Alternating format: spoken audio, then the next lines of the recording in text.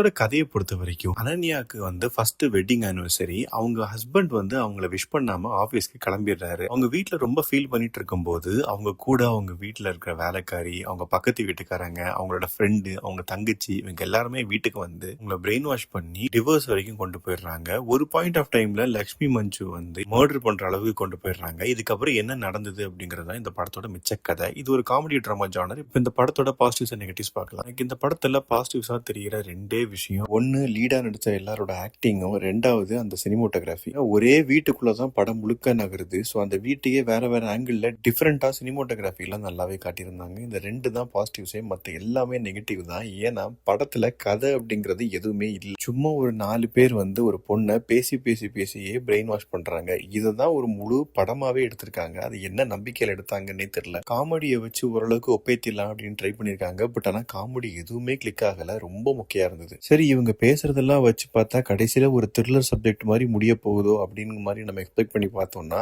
அதுவும் இல்ல. ரொம்ப சப்பையா முடிச்சிருப்பாங்க. இது போதாதுன்னு சைட் ட்ராக்ல ஒருத்தர் தான் இந்த படத்தோட கதையே சொல்லுவாரு. அவர் எதுக்கு வராரு, அவருக்கும் இந்த படத்துக்கு என்ன சம்பந்தம் அப்படின்னு நமக்கு கடைசி வரைக்கும் புரியல. கேட்டா அவரோட சிஷியன் தான் இந்த பையன் அப்படின்னு சொல்லிட்டு ஒரே வார்த்தையில முடிச்சிடுறாரு. அதுவும் அங்க ஒரு சீக்வன்ஸ் நடக்கும் காமெடி அப்படிங்கிற பேர்ல. அது இன்னும் மோசமா இருந்தது. மொத்தத்துல இந்த படத்தை பத்தி சொல்லணும் அப்படின்னா, இந்த படம் ஏன் எடுத்தாங்க, எதுக்கு எடுத்தாங்க அப்படிங்கிறது இந்த டைரக்டருக்கே வெளிச்சம். இந்த கதையை கேட்டு எப்படி இவங்களாம் நடிக்க ஒத்துக்கிட்டாங்க அப்படிங்கிறது இந்த ஆக்டர்ஸோட வெளிச்சம். இது சன் நெக்ஸ்ட் ஓடிடில தமிழ் டப்பிங்லயும் அவைலபிளா தான் இருக்குது. இன்கேஸ் இந்த படத்தை நீங்க பார்க்கணும் அப்படின்னு ஆசைப்பட்டீங்கன்னா உங்களை யாராலையுமே காப்பாற்ற முடியாது.